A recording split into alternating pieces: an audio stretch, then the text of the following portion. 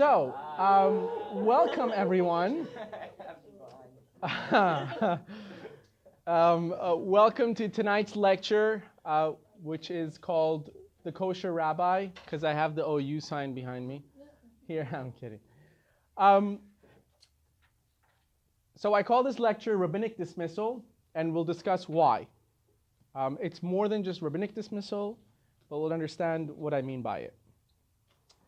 I want to start with a story. This took place in the time around the Second Temple period, where the story is told of a non-Jew. A non-Jewish man is walking by a Beit Midrash, a house of learning. And he hears inside the house of learning, inside the Beit Midrash, they're discussing the clothing. On that day, they were discussing the clothing of the Kohen Gadol, the high priest of the Beit HaMikdash, of the temple. And those of you that know about the clothing of the Kohen Gadol, it was pretty much one of the most magnificent clothing anybody could wear. I mean, just reading about the directions of what was used into sewing and making the clothing, each particle of the clothing, not including the breastplate of the Kohen Gadol, which had 12 of the most precious gems and stones on it. But the clothing underneath it itself was beautiful. So much so that Purim is coming up, the holiday of Purim. The holiday of Purim starts with the story of, well, it's not outright said in the story of Purim, but we know what happened, that Achashverosh invited all of the Jews, kings, his name is King Ahasuerus. How do you say it in English? Achashverosh is like a tongue twister. So he invites all the Jews to his party, and Mordechai says to all the Jews not to go. And one of the prime reasons that our rabbis tell us is that he was wearing the Kohen Gadol's clothing that he had gotten passed down to him after the destruction of the temple to show it off. Imagine, this is one of the most powerful kings of the time. He pretty much took over half the world of the time, and he felt the most important clothing that he could wear for his party was the Kohen Gadol's clothing. That's how beautiful the Kohen Gadol's clothing was. So this non-Jew is walking by, and he hears the Jews in the Beit Midrash discussing what the clothing was made out of, and so on and so forth. And he thinks to himself, you know, this is pretty cool. You know, this is all. It's like people sitting in a modeling show when they see some guy walking wearing like a cardboard box, and they're like, if it's in style, you know. So he thinks to himself, this is gorgeous. You know what? You know what? I want to become Jewish. I want to convert because I want to be the Kohen Gadol so I can wear those clothing. I don't know how badly he was into like design. It was important enough for him to be like, you know what? I got to wear that. So he decided, I'm going to convert. I'm going to change my whole life just to wear those clothing. So he goes to a house called Beit Shammai. We have two houses of study in the Gemara that's mentioned in the Mishnah, actually, before the Talmud was written. One is called Beit Shammai, the house of Shammai, and the other one is called Beit Hillel. There were two houses of thought. There were two different ways of explaining the Torah. So he goes to Beit Shammai, one of the authorities of the Torah, and he tells Beit Shammai, I am here, I hear you're the authority, and I'm here to convert to Judaism. Beit Shammai says, very well. Why? She says, to be honest with you, I heard all about your important clothing of the Kohen Gadol, and I fell in love with it. So I want to convert so I can be the Kohen Gadol and wear the clothing of the Kohen Gadol. Beit Shammai takes one look at the guy and goes, he's cracked. So tells him, please, don't waste my time, don't waste your own time, just leave. He throws him out. Gets a little upset, but he's like, okay, you know, it's not the end of the world. He goes to the house of Hillel, Beit Hillel. And he says the same thing to Beit Hillel. Knock, knock, who's there? Hey, I want to convert because I want to wear the Kohen Gadol's clothing. I want to be the Kohen Gadol. Beit Hillel says, wow, That's fascinating. Wonderful. I think it's a great idea. Come on in. Invites him in, starts teaching him a little bit about Judaism, making sure he really wants to be a Jew, and starts the conversion process. Now, mind you, think about this. He's starting the conversion process on the wrong, like he's not going to become the Kohen Gadol. But he starts the conversion process anyway. Takes a couple of months, maybe a year, finally becomes a full-pledged Jew. He's learned enough to become a Jew, and he converts him. Goes to the mikveh, Brit Milah, whatever was needed. He's a Yed. He's a Yid now. So he comes to Beit Hillel and goes, okay, I'm glad I was able to do this. When do I start? I want to become the Kohen Gadol. How do I, you know what? What strings do I have to pull? Who do I have to talk to? So Beit Hillel tells him, listen, anybody that wants to be a king has to first learn and study the procedures that involve politics, and the things that it takes to be a king, a ruler. You got to learn the ins and outs of being a ruler, right? Even how to put your fork on the table or how to sit and eat. These things you got to learn before you become a leader. So too, same thing with the Kohen Gadol. Kohen Gadol is the leader of Am Yisrael. He's right under the king. So first you got to learn the laws. You got to learn the entire Torah, learn Judaism through and through, and when you're ready, you can become the Kohen Gadol. He says, that sounds fair. Fine. He starts learning. I guess he sets him up with a chavruta, with a learning partner, and they start learning. This guy starts learning with someone all the laws that have to do with everything, from the beginning of the Torah to the end. And he's learning now mystics, and then he comes to a point where the Torah says, there's a pasuk in the Torah, there's a passage in the Torah that says, V'zar lo yikrav, which means, and a stranger shall not ever enter. What is it talking about? It's talking about the room we call the Kodesh HaKodashim, the Holy of Holies. The Holy of Holies was in the temple, in the Beit HaMikdash. This room, unlike the rest of the Beit HaMikdash, was only permissible to one person once a year. Who? The Kohen Gadol. Once a year. That's it.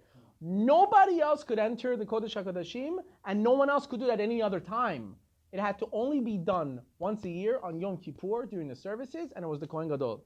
How did the Kohen Gadol go in? Literally with bells and whistles. He had bells on the bottom of his clothing, and they tied a rope around his ankles. Why? Because no one else would be able to go in there. And if the Kohen Gadol, even for a split second, would lose concentration on the task at hand and his worship, he would die on the spot. No one else could go and get him. So people would stand outside and listen for the bells. As long as the bells were ringing, meant he's walking around, he's still alive. If they didn't hear it, that means he was dead. And they would pull him out with the rope, right? And the Torah says nobody else is allowed in this room, which means you could be from the tribe of Judah. You could be the king himself, David HaMelech, Shlomo HaMelech. You're not allowed to enter. If you do, you are dead. So he starts thinking, let me see here.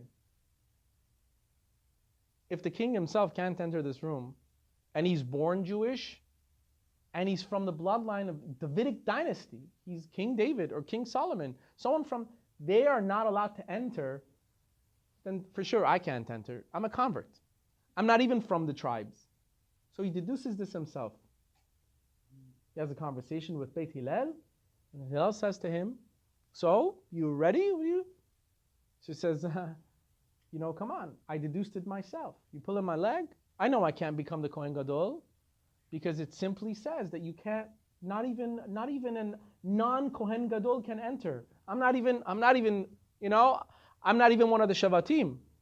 But he remains a Jew. So there's a few things we have to understand from here. I look at this story. Every story in the Tanakh that we have, in the Gemara that we have in the Talmud, Rav Dessler, who died in the 1950s, he lived in the early 1900s. He was a genius. He was a literal genius. He used to take and break down all of the stories of the Talmud, like this one. And he would say, the Talmud never tells a story because it wants to put someone to bed. That's not what the Talmud does. The Talmud is a book of information. If it brings down a story, it means it's trying to teach us something. It's not trying to tell me, oh, what did Beit Hillel do? What did Beit Shammai do? Who cares? But if it is there, that means there's a purpose for it. And he would always break these things down. And so too with this story. We have to understand, how did this non-Jew convert at this point? How did he come to understand so much about Torah to deduce by himself that, yeah, it's not going to happen for me. I'm not going to become the Kohen Gadol. And how did Beit Hillel help him reach that conclusion? Simple. At one point, he was an Amaretz. Amaretz means he knew nothing. He knew nothing about Judaism. He wasn't even a Jew. At that point, he thought everything could fly. Right? I'm going to become the Kohen Gadol.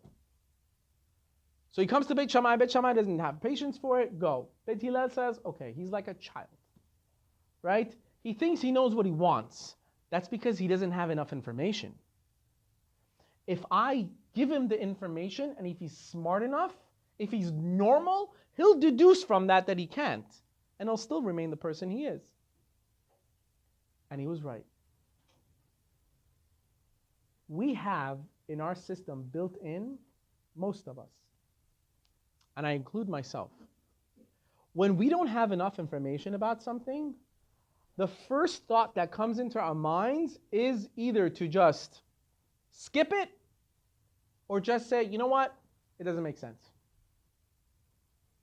For instance, you hear about a law in Judaism.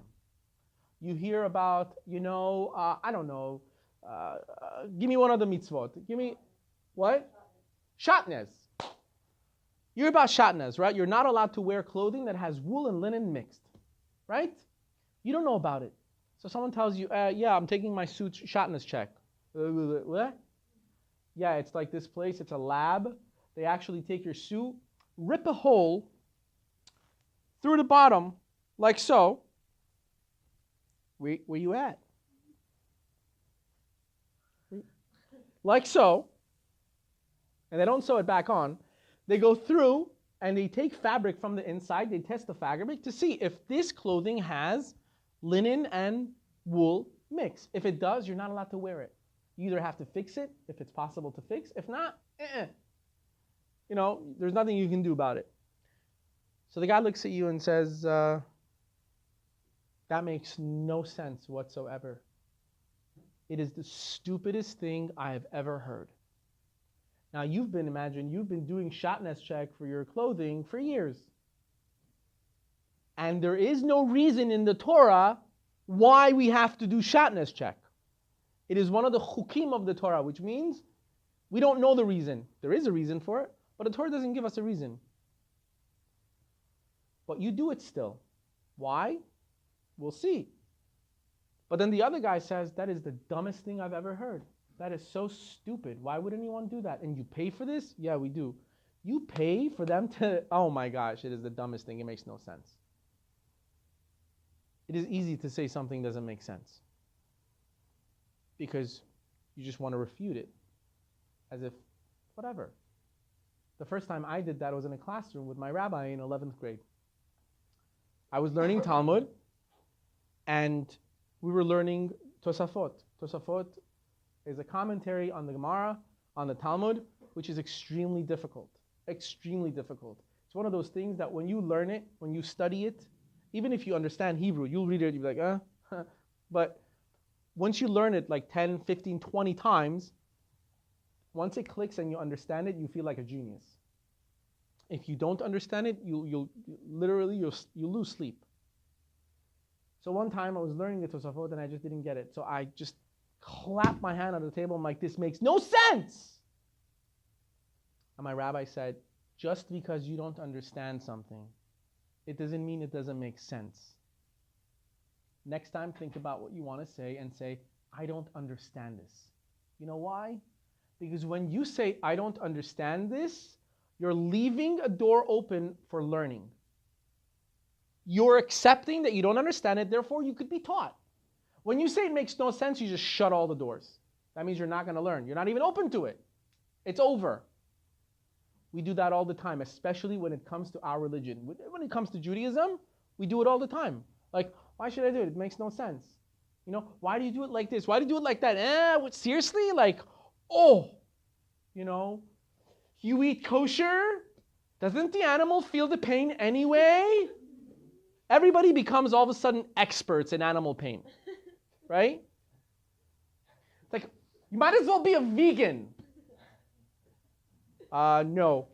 By the way, I love saying this. You guys know how much I love saying this, right? There was a study that I saw years ago, and a new study came out recently. I found that plants feel pain. And the recent study showed when plants are being eaten, they scream. So vegans, sorry. I'm kidding. It's a joke. But I'm saying it all happens through what? Most of the time, it's just lack of information. You know, it's like, oh, really? If you're so Jewish and if you care about the environment, how come you eat cows? Like, well, let's sit down and learn the Torah and see if that is actually the reason why we're supposed to only eat kosher animals. Maybe it's a different reason. Just because you thought this is the reason, doesn't mean it is the reason. It comes from lack of information. I'll give you another example. I love these examples. One time, I was with my cholos, with my buddies. I was with my buddies. I'm kidding. I don't have friends. I don't know. This red hair didn't do me good. You know, people just don't. Is there another red hair in the room? Sorry. No. Usually the coins are red hair. So I was in shul. I was in synagogue, and I'm passing by, and I see there's a guy standing outside and having a discussion with a young boy. And the young boy was a religious boy, or trying to be at least, poor kid. You know, he's a religious boy, and it's during after Shacharit, after the morning prayers. And he's got his tefillin on, and the guy has his tefillin on, and I couldn't help but notice the guy was giving this kid a hard time because the boy had passed by this guy, older gentleman, and asked him, you know, he told him, by the way, your tefillin is a little crooked. It needs to be oriented where it sits right between your eyes. So it's here, let me fix it for you. That opened the whole can of worms where this guy started, he was giving it to this kid. You mean God cares whether my tefillin is here or here? Do you think God sits up there and he's bored? I don't accept your prayer because your tefillin is crooked. I have OCD, so I take his prayer instead. You think, you know, and he's literally giving it to this kid, right? And he's just standing there not knowing what to answer. And I could hear him in his mind saying, dude, I just thought, like, whatever, bro. Don't straighten it. I don't know. Tie it on your neck. Who cares? Fine, leave it. And I'm standing, I can't help but smile. I let it go. I don't know why I let it go so long. I didn't want to get involved, but it was fun to watch. And this guy's like, and then he starts, I'm saying it for your own good, my friend. It's for your good. He becomes now a teacher. Many people like this are teachers you learn from. I'm saying it for your own good. Understand, my friend. Heart is where it's at. Okay? Don't worry about this here, there. Okay? That's when I had to come in. Because I love the whole heart thing. With Persians, I'm a Persian myself, so people watching don't get offended. With Persians, that's it. The greatest excuse to do whatever the heck I want is have a good heart. That's it, right? As long as you have a good heart, stab someone. It's okay. Have gorme sabzi and love and be loved. Right? So I'm standing there I think we're going off subject, people. So I'm standing there, I watch this guy giving it to him. He's giving him hell. And I come in and I go, I'm sorry, I overheard you guys talking and I have to chime in. I'm sorry. He goes, yeah, what is it? I'm like, can I shake your hand? So he goes, why? I'm like, I have never met someone that knows what God wants at all times. You must be buddies with God because you're standing here telling this kid that you know what God wants. Please teach me. So he gets a little like, no, you don't agree. I'm like, no, I don't agree. I'm sorry. I 100% disagree with you. And he said, well, tell me. So I tell him, let me ask you something. You go to a doctor, you have symptoms. I don't know. You got an itch under your tongue. I don't know. There's something going on. And the doctor sees that you're allergic to X, Y, Z, whatever it is. You're allergic to people with straight tefillin. And he says, here's a pill. And you got to take this pill 3 times a day. And see me in 3 months. And then you go, yeah, but doc, listen, why? Why does this pill take care of the symptoms? So the doctor says, well, it's called Benadryl. And Benadryl has this kind of, all the pharmacy school kids here, this and that in it, and those things take care. And you go like, why? Why? Who said? Right?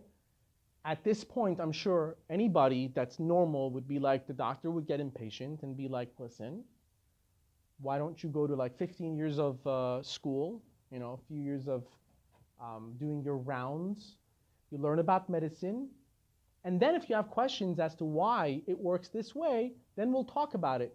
But until then, either listen to what I'm telling you because I'm the expert, or just don't do it. I don't care.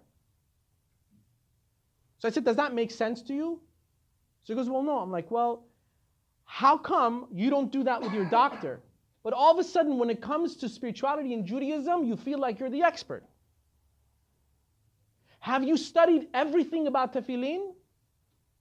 No. And I'm like, then how do you know where it's supposed to be worn? Maybe he has a point. Why is it that when it comes to religion, we all feel that there's no technicality involved whatsoever? Whatever the heck you want to do, do it. Why do we feel that way? Who said? Everything has a seder. Seder means everything has to have it's got its set rules and regulations. Religion is the same way. You know why? Because Judaism isn't fake. It's not made up. And because it's not made up, there are requirements involved. You want to go to a made-up religion? There is thousands of them. And they've all been made up by different people that didn't agree with their last religion. So they decide like, you know what? I feel very spiritual when I climb a mountain and lick rocks. The lick rock religion is born, right? I don't know. People like to do what they like to do, so they make it it's a spiritual thing for them, right? Judaism, I've said this many times, like one of my favorite lines. I should copyright this.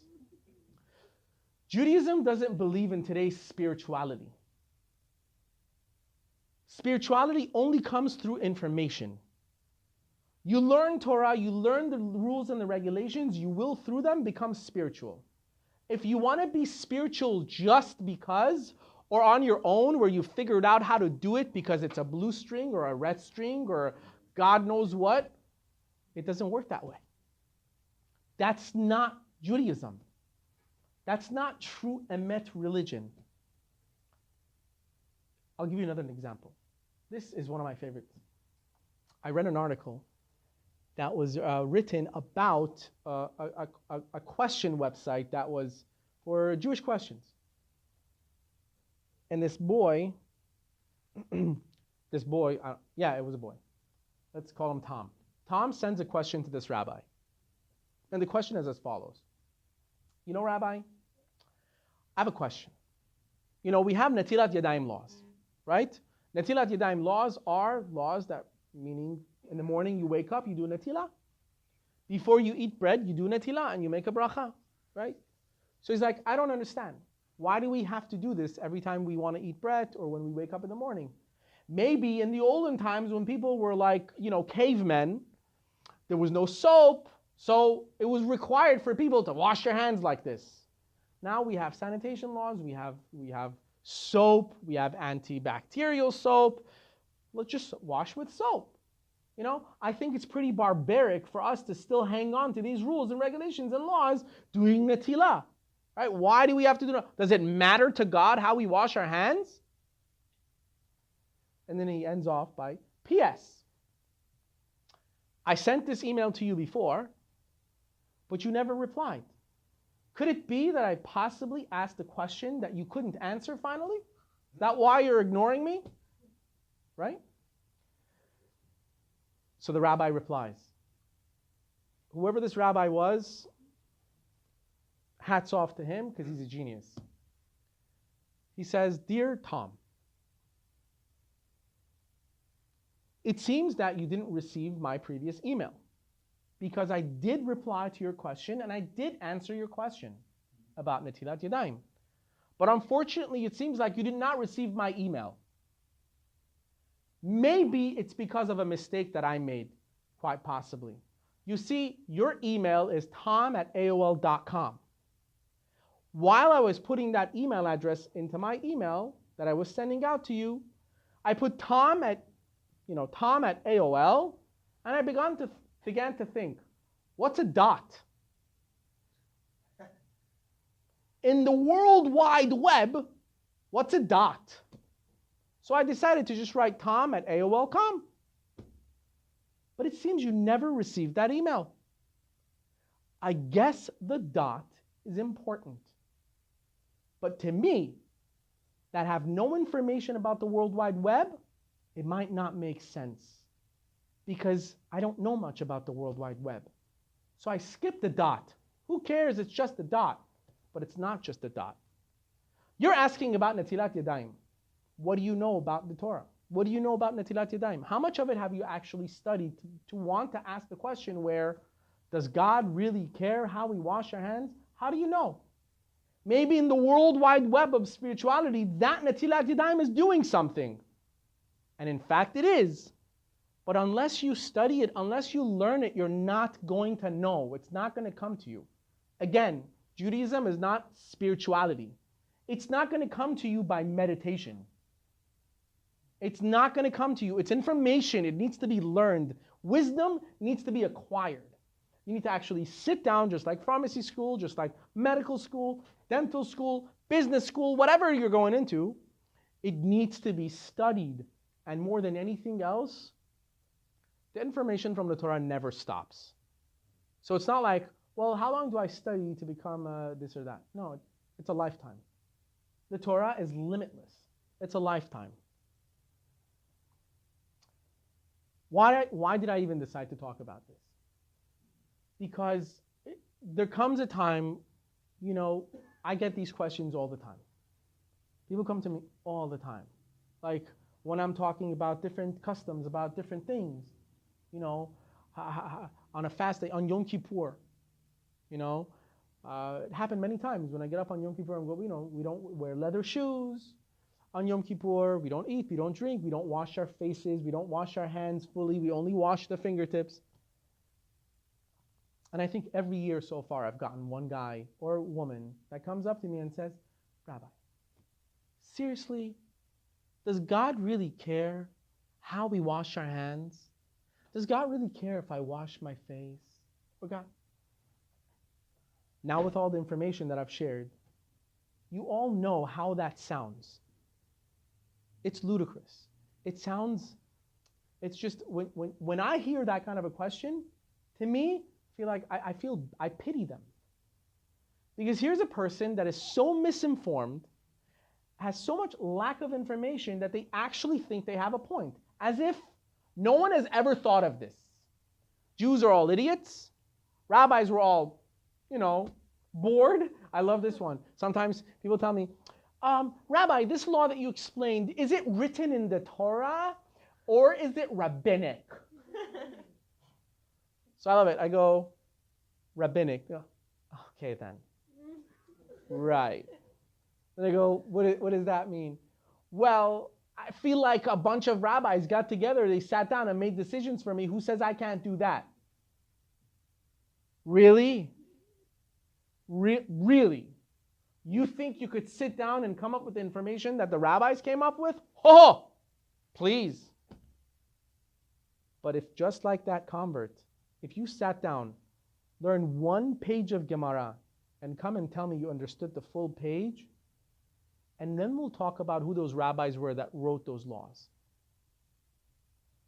The rabbis that made the rabbinic laws, the Talmud tells us. Talmud says, and we know through tradition, the rabbis that we have in the Talmud, if their names are mentioned in the Talmud, because the Talmud is very secretive. A lot of times it says, Amar Mar, which means so-and-so said, or Sir said. No names. But there are other times that it says Abaye, or Rava, or Rabbi Shimon.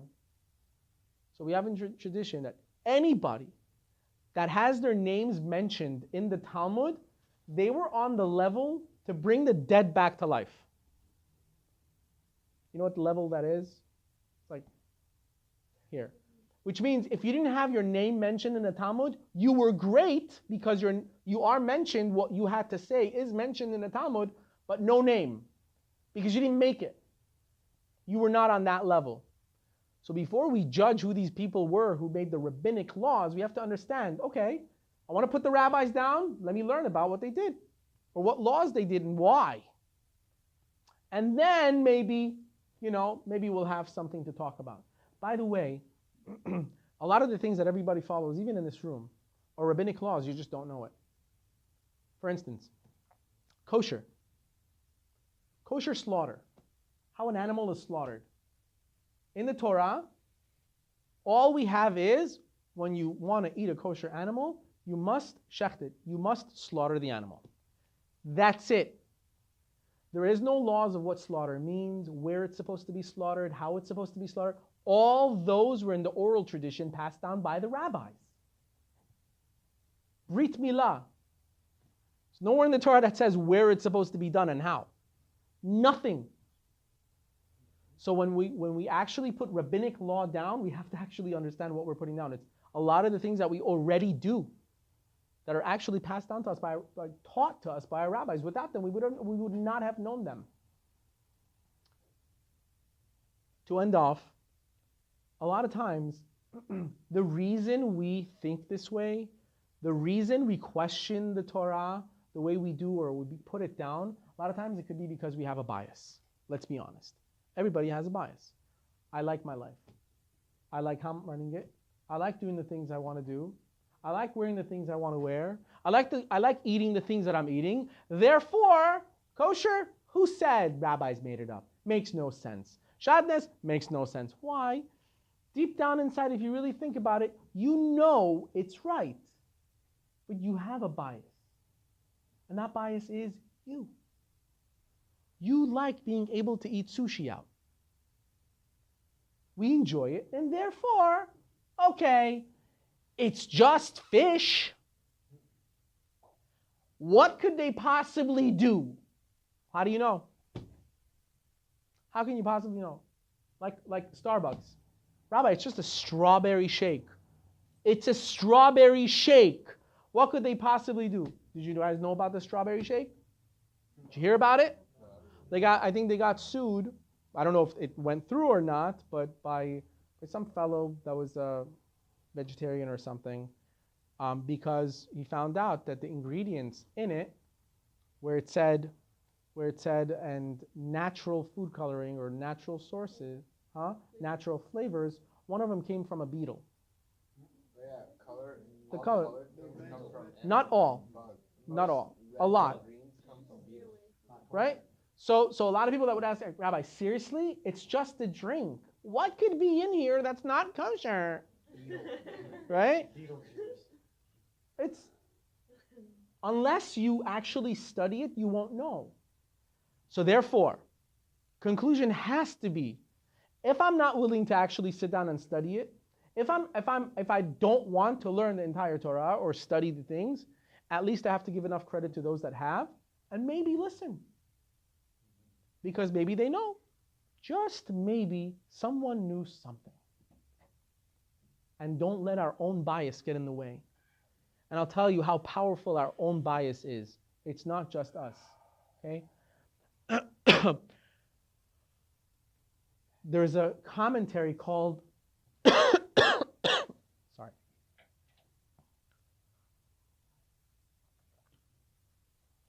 There's a commentary called the Shach. The Shach is a commentary on the Shulchan Aruch. The Shulchan Aruch is the main code of law that we follow. So laws of everything are written down in the Shulchan Aruch by the Maran Bet Yosef. The Shach is one of the greatest commentaries on the Shulchan Aruch, the Choshen Mishpat. He was a few hundred years ago. The Shach had a court case with somebody in the community, meaning a Bet Din, court case, Jewish court. Imagine the Shach himself wrote commentary on the laws, right? Now he has a court case. He can't be his own judge. He has to go to the actual judge in the Bet Din, right? So, of course, that's the Jewish law. You can't be your own judge in your own case. So he goes to the Bet Din, respecting the judge that's supposed to judge the case. And before going in, he studies the case that he has, the disagreement he has with this guy, and he comes to the conclusion that he's right. He's right, and the other guy owes him money or whatever it is. So he goes very comfortably to this court, and they both tell their side of the story and their case, and the judge at the end decides not in favor of the Shach. And he says that the Shach owes the other person money. So the Shach, being one of the greatest rabbis, he was greater than the judge that was judging him. Obviously accepts it, but goes to the judge afterwards and says, may I ask you what you based your information on to make me the guilty party? So the judge smiles and says, it's a new sefer that just came out. Says, by who? By you. He opens his own book and shows it to him inside. And the Shach reads his own writing and says, you're right. I am the guilty party. But because he was biased in his own case, he couldn't see clearly. This is one of the greatest people at the time.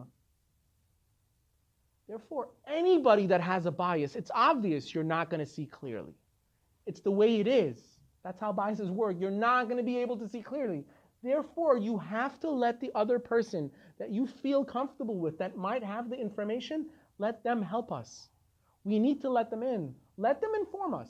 Ask questions. Why should I eat kosher? Why should I do this? Why should I not wear shatnez? Ask. But never, ever comment. You could ask.